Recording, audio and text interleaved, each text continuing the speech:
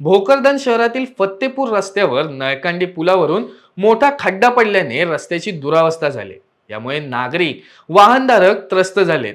या रस्त्यावर समतानगर, लक्ष्मीनगर, कैलासनगर यांच्यासह फत्तेपूर गारखेडा गावाकडे जाण्यासाठी नेहमी नागरिकांची गर्दी असते. रस्त्याची दुरावस्था झाल्याने वाहन चालक आणि शाळकरी विद्यार्थ्यांना येण्या जाण्यासाठी मोठा त्रास सहन करावा लागतोय.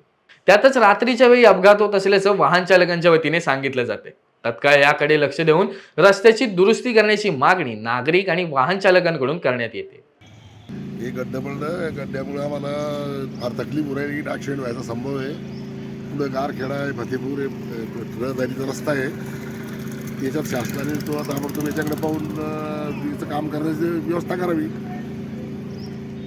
मी पार्ला शिवाजी लवडकर समतानगरमधून बोलतो. आमच्या रस्त्यामुळं या रस्त्यामुळं खूप अडचणी येत आहे आम्हाला. आमच्या रस्त्यामुळं शाळेतल्या मुलाला त्रास होतो.